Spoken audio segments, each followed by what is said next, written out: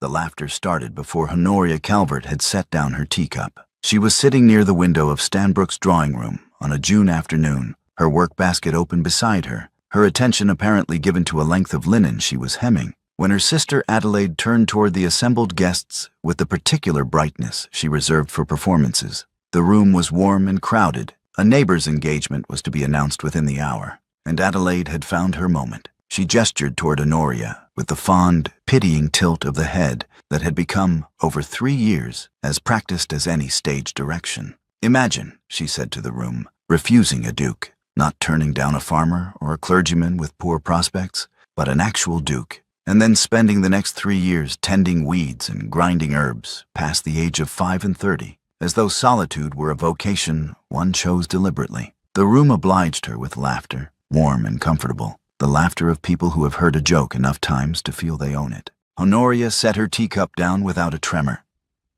She looked up at no one in particular and remarked, pleasantly, that the chamomile had come in beautifully this year. She expected an excellent harvest. Then she returned her eyes to the linen and continued her hemming.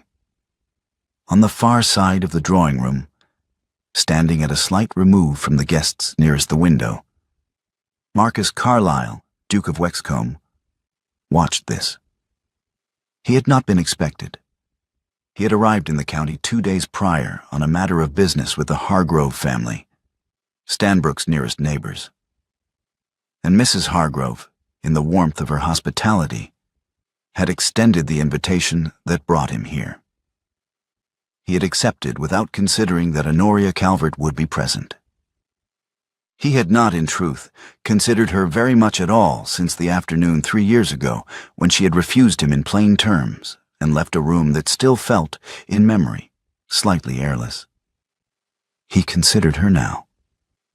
She had not flinched. She had not colored. She had not sent a single glance toward her sister that carried either hurt or reproach. She had made her small remark about the chamomile, dry, entirely self-possessed, almost amusing, and gone back to her work as though the joke had been directed at someone else entirely.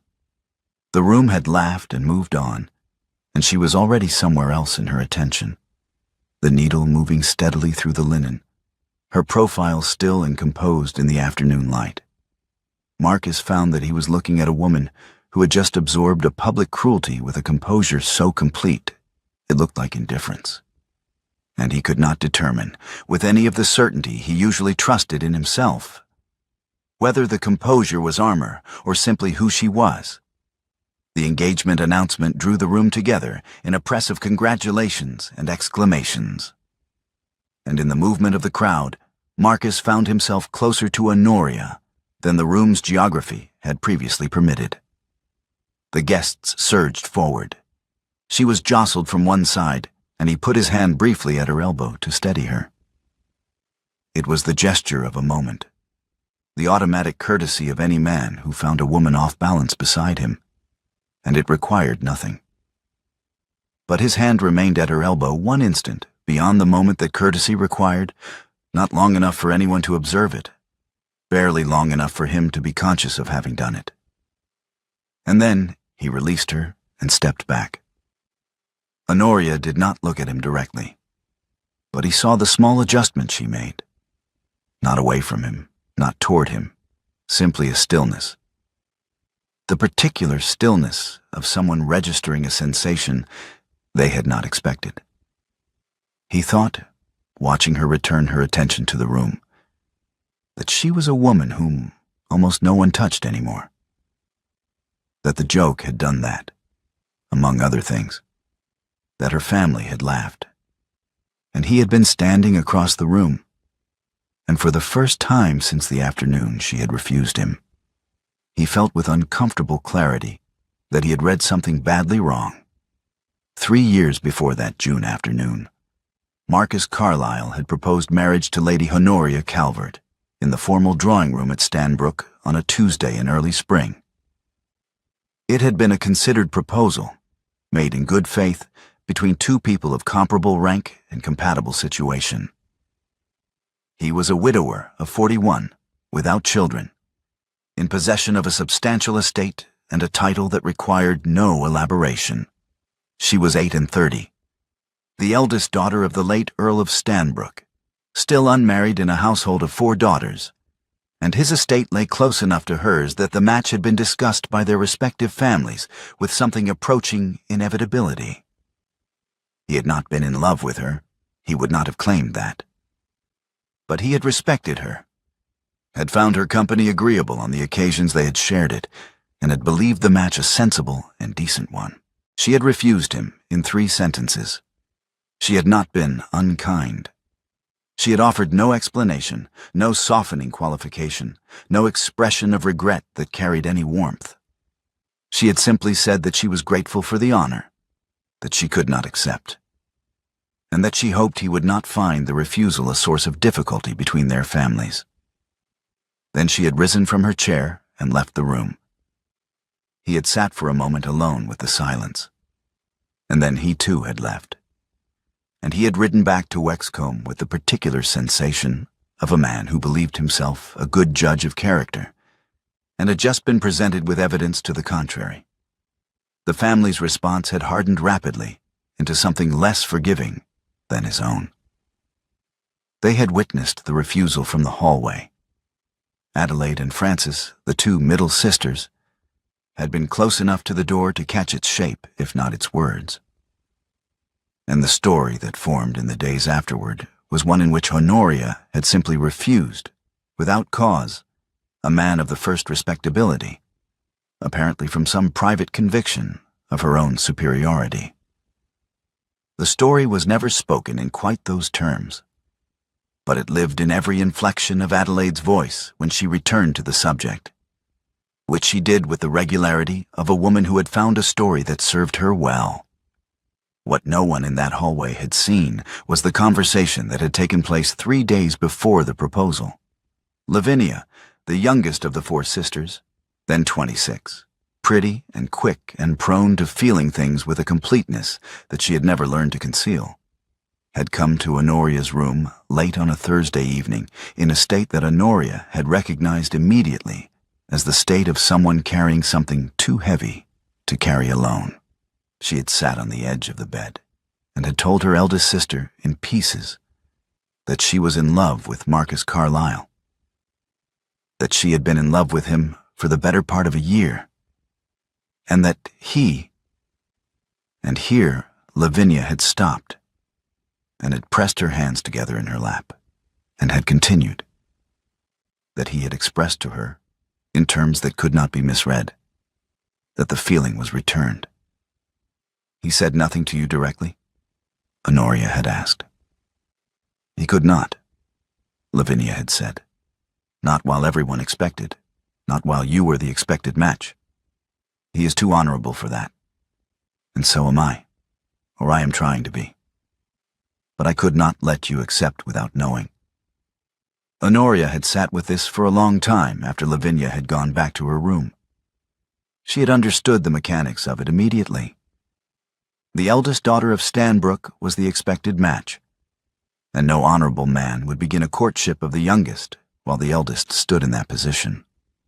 The path was blocked. The only way to clear it was to refuse him, and to refuse him in terms that left no door open, so that the family's disappointment would fall entirely on her and not give anyone cause to look for another explanation. She had done it. She had done it cleanly, without leaving Lavinia's name anywhere near the room. And she had absorbed what followed, without once offering a word in her own defense, because the only defense available to her was the one she had chosen not to use. Lavinia had married Marcus's close friend, Lord Beaumont, 8 months later. A match that had formed with a swiftness that suggested both parties had been waiting for something to resolve itself, and had been living quietly and happily in Devonshire ever since. The family had never connected these events. Adelaide and Frances had never had reason to. Marcus, riding home from Stanbrook on that June evening, found that he could not stop thinking about a woman who had remarked on the chamomile harvest and gone back to her hemming while a room full of people laughed at her. He told himself, in the days that followed, that the business with the Hargroves required a second visit. He told himself this with sufficient conviction that he almost believed it. And he made the second visit, and found himself at the end of it, turning his horse not toward the road to Wexcombe, but along the lane that ran past the south wall of Stanbrook's kitchen garden. He had heard from Mrs. Hargrove that Honoria Calvert supplied remedies to several of the local families. His household at Wexcombe included 3 elderly servants, whose various complaints had resisted every remedy he had thus far procured. It was a practical inquiry, nothing more. Honoria received him in the distillery, a converted outbuilding at the back of the kitchen garden, smelling of dried lavender and something sharper and green that he could not name. With the expression of a woman who had correctly identified the pretext for what it was and had decided to allow it anyway. She showed him the shelves of labeled jars without any of the performance he had expected. She named the plants and their uses in the same tone she might have used to discuss a ledger, precise and without ornament. When he asked a question that revealed his ignorance, she answered it directly rather than diplomatically. When he asked a question that was actually intelligent, she paused before answering, which told him she had noticed. "The complaint you describe," she said, studying a row of jars, "is almost certainly the same inflammation my neighbor Mr. Tibbs has been managing since February. I can make up something that will help if your man will collect it at the end of the week." "I would rather come myself," Marcus said. Honoria lifted a jar, examined its contents, and set it back on the shelf. "Yes," she said. "I expect you would." He came the following week, and the week after that. Adelaide and Francis watched his reappearance with expressions that shifted, over the course of July, from surprise to suspicion, to something that looked, when they thought no one was observing them, like unease.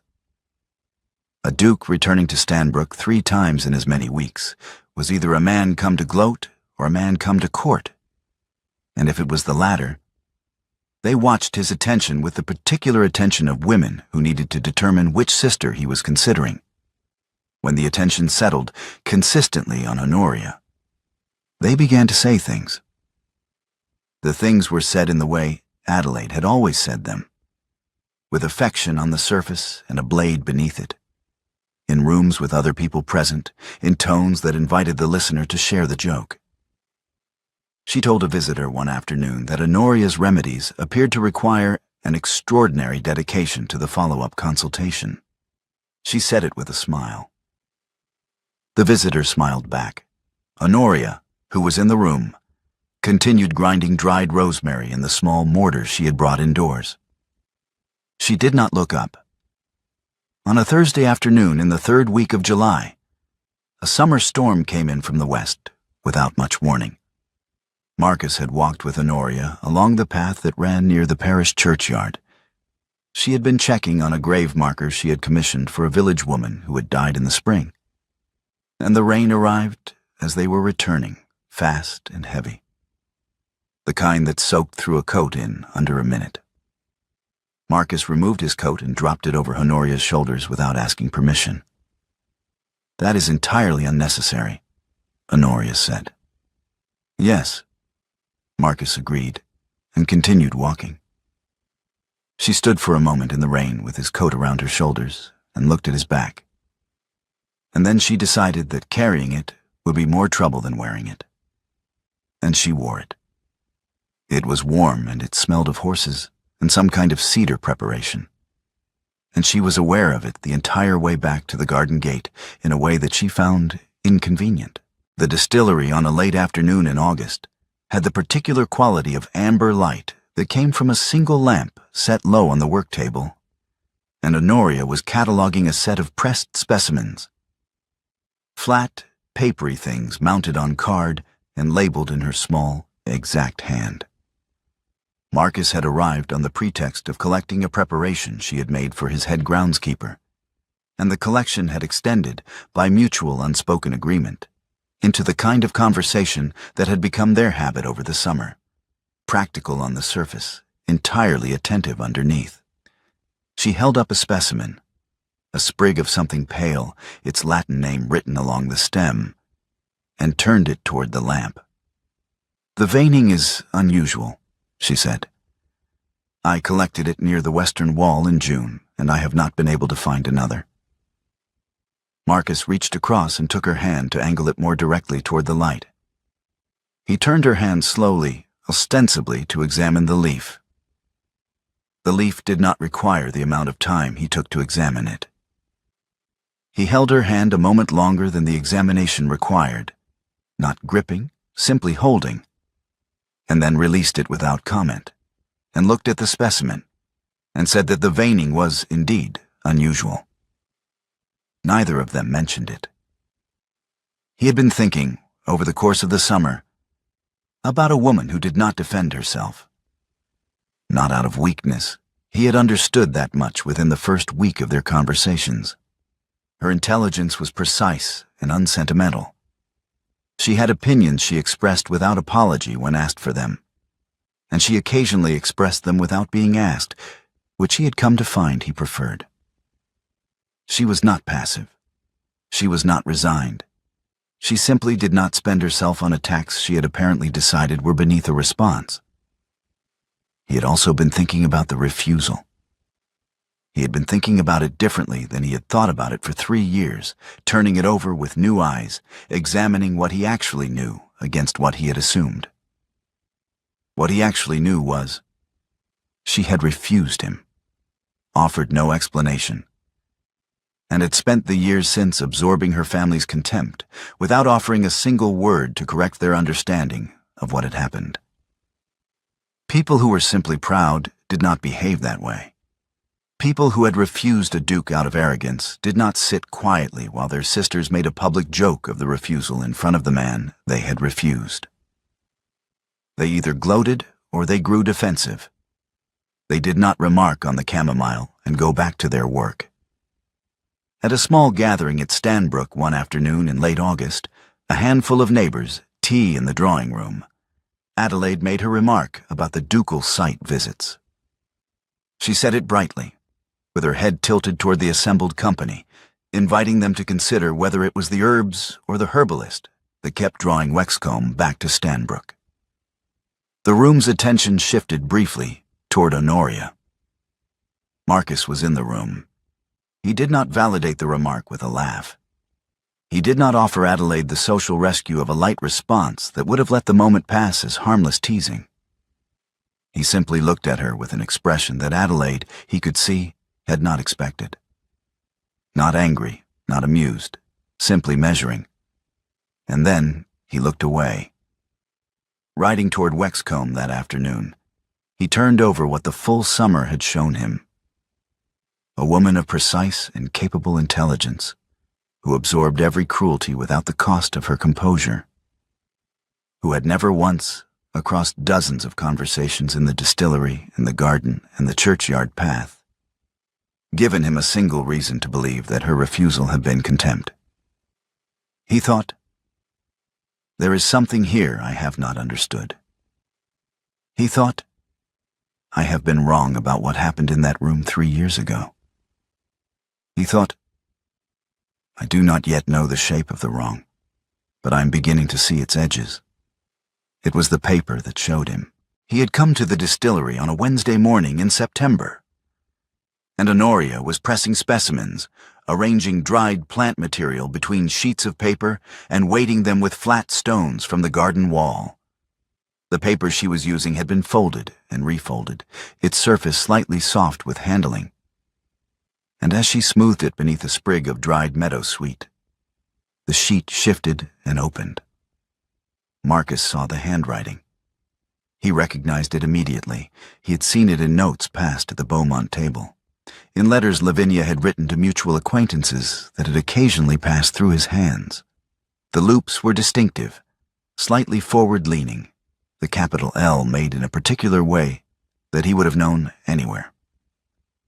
Honoria did not see him find it. She was reaching for another stone, her back half turned, and he looked at the sheet for 3 seconds. Long enough to see the salutation, long enough to understand that it was a letter to Honoria from Lavinia, and that it was old. Its ink slightly faded. And then Honoria turned back, and the paper was beneath the specimen, and the stone was placed on top of it.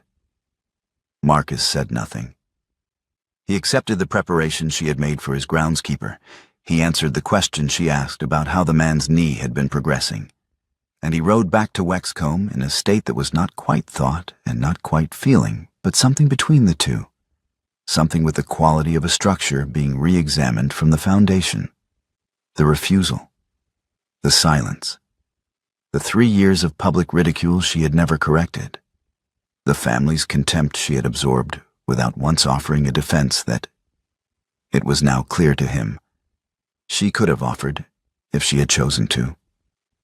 She had chosen not to. She had chosen, deliberately, to remain the household's cautionary story, the eldest daughter who refused a duke and had nothing to show for it, because the only explanation available to her would have named her sister. He sat with this for a long time after he arrived home. That same night, a boy from the village was brought to Honoria's door.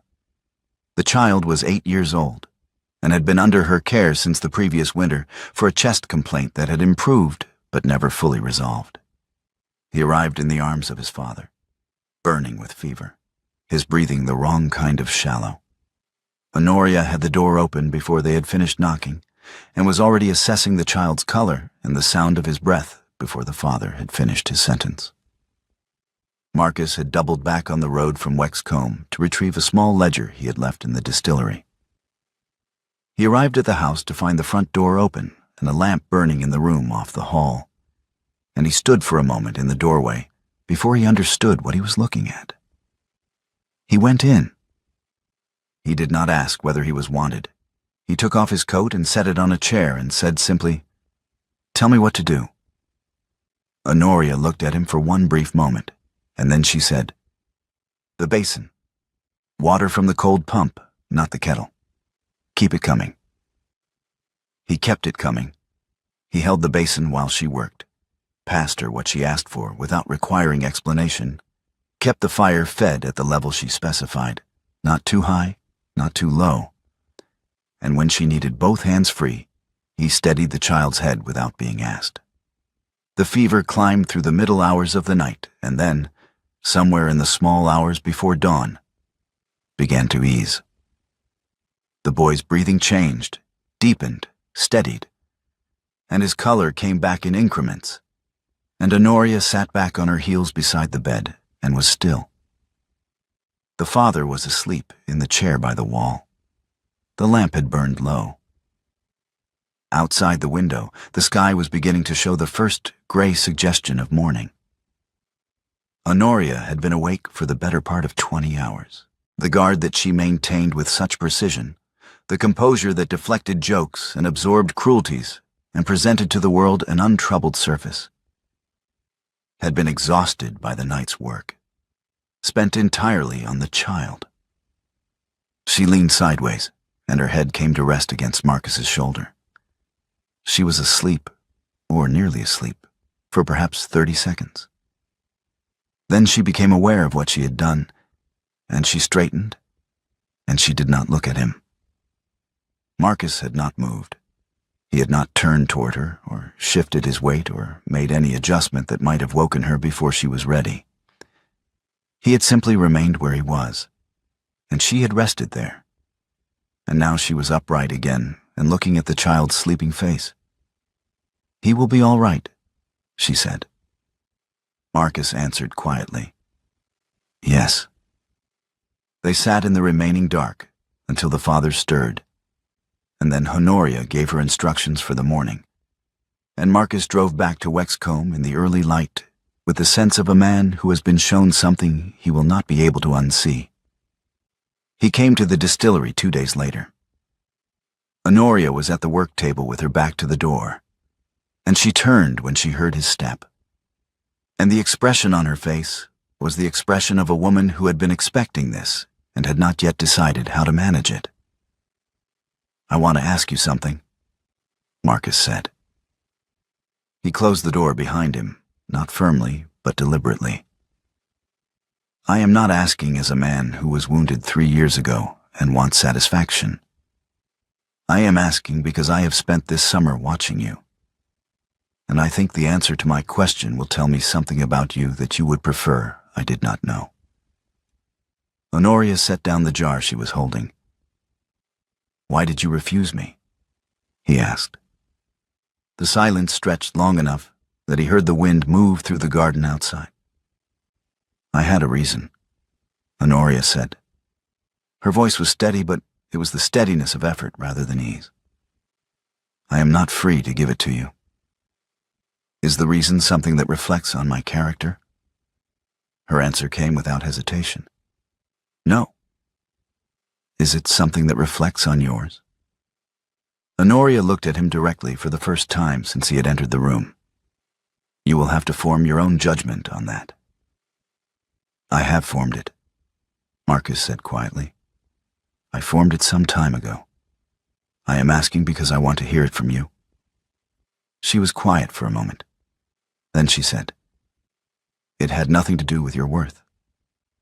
I want you to know that, because I think you have believed otherwise for 3 years, and that was never the truth. But the reason itself, I cannot give it to you. It belongs to someone else. Something shifted in his expression. Not surprise, exactly. More the look of a man whose suspicion has been confirmed in a way that is both better and worse than he expected. I see, he said. I am glad you do, Honoria said. And now I am asking you to leave. He went. She stood at the work table for a long time after the sound of his horse had faded, her hands flat on the wood, aware that she had told him almost nothing, and he had understood almost everything. And that the distance between those two things was exactly the width of Lavinia's name. At a card evening at Stanbrook the following week, Adelaide delivered her finest performance yet.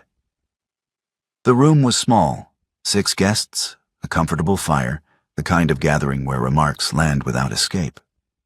And Adelaide, emboldened by the weeks of distillery visits she had heard about from Francis, turned the conversation with practiced ease toward the subject of Honoria's apparent campaign to recapture a duke who had, she implied, already made his assessment of her and found it wanting. She did not use the word pathetic. She did not need to. The implication moved through the room like smoke. Marcus was at the card table. He watched Adelaide speak, and he watched the room begin to smile. And he did not smile. And his expression was such that the woman beside him shifted very slightly in her chair. He said nothing that evening. He made no public correction. But when the guests departed and the candles were being snuffed, he looked at Adelaide with the particular look of a man who has decided something and is not yet ready to say what it is. Honoria had made her decision before the evening was over. She sent word the following morning canceling the standing arrangement for the village remedies. She declined the next 2 invitations, at which Marcus would be present, sending polite notes that offered no explanation. She told herself, in the clear language she used for her own private accounting, that any vindication she could claim ran directly through Lavinia's exposure, and that she had made this choice once before, and she would make it again. She would remain the family's cautionary story. She would remain the woman who had refused a duke and had nothing to show for it. She would remain whatever Adelaide required her to be, because the alternative required her sister to pay a price she had never agreed to pay. It was the right decision. She was almost entirely certain it was the right decision. Lavinia arrived at Stanbrook in the 2nd week of October, visibly in the final weeks of her pregnancy, accompanied by her husband and a quantity of luggage that suggested she intended to remain for some time before her confinement. She was warm and tired and happy in the way of a woman whose life has arranged itself well. And she embraced her sisters with the uncomplicated affection she had always had more of than the rest of them put together. On her 2nd morning at Stanbrook, she went to the distillery to find Honoria. Honoria was not there. But the cabinet was unlocked. Honoria had been working the previous evening and had not yet returned. And Lavinia, looking for a jar of the dried chamomile she knew her sister kept for her, opened the cabinet and found, on the second shelf, a bundle of letters tied with a piece of plain ribbon. She recognized her own handwriting before she had fully processed what she was looking at. She sat down on the stool beside the work table and untied the ribbon. There were 9 letters. She read 3 of them before she understood fully what she was holding. They were the letters she had written to Marcus before her marriage. Not to Marcus directly. She had never been so reckless. But to Honoria, in the weeks when she was trying to work out what she felt and what she should do, and whether it was wrong to feel it. Letters full of his name, full of what she had observed in him, full of the particular anguish of loving someone you believed you could not have. Honoria had kept them. Honoria had kept them for 3 years, in the cabinet where she kept her most private things, tied with ribbon. Lavinia was still sitting with the letters when Honoria came in from the garden. The 2 women looked at each other across the distillery. "I was looking for chamomile," Lavinia said. Her voice was not quite steady. Honoria closed the door behind her. She crossed the room and sat down on the bench opposite her sister, and she did not say anything for a moment. "I know what you did," Lavinia said. "I have always suspected. I have tried not to suspect. Because if I believed it fully, I would have had to do something about it, and I did not." She stopped. She pressed the letters flat against her lap. "You refused him for me.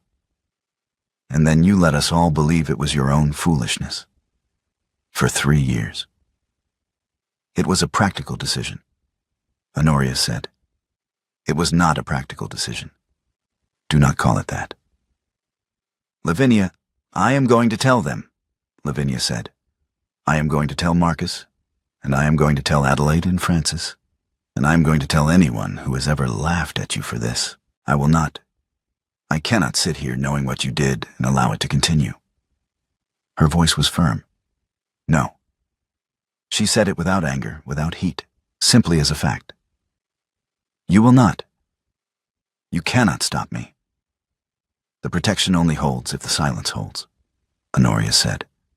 "If you tell them, you expose yourself to questions you should not have to answer. And you expose your husband to questions he should not have to answer. And you give Adelaide and Francis a story that is far more interesting than the one they have now. I have carried this 3 years without difficulty. I will carry it 3 more. Without difficulty," Lavinia said, and her voice broke. "Lavinia." "Without difficulty," Lavinia repeated. She was weeping now, openly, in the way she had always wept, completely, without pretense, without any attempt to stop. "You have sat in this room for 3 years while Adelaide made a joke of you in front of anyone who would listen, and you sat there and made remarks about chamomile, and you— How can you call that without difficulty?" Honoria moved to sit beside her sister on the stool. She took both of Lavinia's hands in hers, and she held them, and she did not say anything else, and she did not weep. She simply held her sister's hands until the weeping was done. That afternoon, Marcus found Honoria on the churchyard path. He had come specifically. He had ridden to Stanbrook and asked for her, and been told she had gone out walking, and he had followed the path he knew she used. He found her near the old yew at the far end of the churchyard, standing with her hands clasped, looking at nothing in particular. "I am not here to press you for the answer," he said. "I want to say something, and I would like you to hear it." Honoria turned to face him. "I believe," Marcus said carefully, "that the reason you refused me 3 years ago was not yours. That it belonged, as you said, to someone else, and that you chose to carry the consequence of it in silence, rather than give that person's name. and I believe that the silence cost you considerably more than you have ever allowed anyone to see." He paused. "I am not asking you to confirm this. I will not ask again. Whatever the reason was, I intend to carry it to my grave without speaking of it. And I give you my word on that now, without conditions." Honoria was very still. "I am asking to court you," Marcus said. "Not in spite of what you did, but because of what it showed me about who you are. I have spent this summer in your company, and I have not found a single moment in which you were less than the most honest and capable person in the room. I should have seen that 3 years ago. I did not." He met her eyes. "I am seeing it now." The churchyard was quiet around them, the October light flat and pale, the yew very dark against the sky. Honoria stood for a moment in the silence of everything she had held for 3 years. The weight of it, the habit of it, the way she had learned to breathe around it. And then she stepped forward and kissed him. Once. Slowly. Her hands were at her sides, and his were at his. And it was not gratitude, and it was not relief. It was a beginning, deliberate and chosen, made by a woman who had not chosen for herself in a very long time. She stepped back. She looked at him steadily. She held his gaze. "Yes." Then she turned and walked back along the path toward the house, and he stood in the churchyard for a moment before he followed. The Stanbrook dinner in the 3rd week of October was a proper autumn gathering. 12 guests, candlelight, the table set with a good china that came out for occasions the household considered worth the trouble. Lavinia was present, seated beside her husband, her confinement close enough that she moved carefully, and had been given the chair nearest the fire. Marcus was among the guests. Adelaide and Francis were at their places with the ease of women on familiar ground. The first course had been cleared, and the second was being laid when Adelaide, with the instinct of someone who had read the room correctly and found it receptive, turned to the guest on her left and said, with the warmth of a woman sharing a treasured family story, "You must ask Honoria to tell you about the Duke she refused. We have always said it is the great mystery of the county. What woman, in her right mind, turns down a perfectly good Duke and then wonders why she is still at home tending herbs at her age?" The table moved toward laughter. Several guests glanced toward Honoria with the indulgent curiosity that Adelaide's performances always produced. Marcus set down his glass. The sound of it was quiet, the small click of crystal on linen, but something in the deliberateness of it drew a fraction of the table's attention, and into that fraction of silence he spoke. 3 years ago," he said, without raising his voice, "I proposed marriage to Lady Honoria Calvert." He was not looking at Adelaide. He was looking at the table in general, at the assembled guests, with the calm of a man who has decided exactly what he intends to say. "She refused me. She offered no explanation, and I spent 3 years assuming the explanation was a poor opinion of my character or my worth." He paused. "I was wrong. The refusal reflected more credit on her than I was capable of understanding at the time, and more credit on her than I deserved. I have regretted every day since that I was not worth the word no." The table was entirely silent. Marcus turned to Honoria directly, in front of every person who had ever laughed at the joke. "I am asking whether you will permit me to court you properly," he said. "Here, now, so that there is no ambiguity about where I stand." Adelaide opened her mouth. She closed it again. Before Honoria could speak, Lavinia stood. She did not stand quickly. She was too far along for that. But she stood with a deliberateness that brought every eye in the room to her. Her face was wet. She had not tried to stop the tears, and she did not try now. "My eldest sister," Lavinia said, is the finest woman I have ever known. Her voice was steady despite the tears, the voice of someone saying something she has been waiting to say for a long time. Every person at this table who has laughed at her expense should be deeply ashamed of themselves. She looked at Adelaide. She looked at Frances. She sat back down. The room was very quiet. Adelaide looked at her plate. Frances looked at the candle. The guest on Adelaide's left discovered something requiring his attention in the middle distance. Honoria sat for a moment in the silence of it. The silence of 3 years of jokes, absorbed and deflected and set aside, meeting at last the silence of a room that had nothing left to say. She turned to the table. Her voice, when she spoke, had the same dry composure that had held her upright through every afternoon in this room for 3 years. I have never once regretted my refusal, she said. Not for a single day. Then she turned to Marcus. She met his eyes across the table. Yes. He courted her as he had asked to, without haste and without pretense. He came to Stanbrook on Tuesday mornings and walked with her on her rounds to the village, learning the names of the families she visited and the particular nature of each ailment and the specific preparation she used and why. He asked questions that were genuinely curious, and she answered them with the unself-conscious thoroughness of someone who had not often been asked. He learned that she had been tending the village since her father's death 7 years ago, that she had built the distillery herself from a storage room, that she knew the name of every child in a 3-mile radius and could tell you which ones were prone to chest complaints and which ones were prone to eating things they should not. They walked the churchyard path in the October cold, their breath visible in the morning air.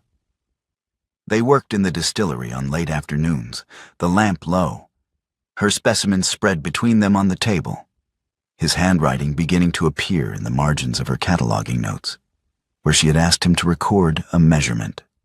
The conversations were long and unguarded in the way that conversations become when both parties have stopped managing their impressions of each other. One evening, the work was set aside and was not resumed. The kitchen garden at first light was still and cold, the herb beds cut back to their winter shapes, frost on the grass catching the pale early sun. 2 cups of tea sat on a single tray beside the distillery door, steam rising from both. On the work table inside, a new ledger lay open, not of ailments and remedies, not of the village's small sufferings and their small reliefs, but of an estate, a shared one.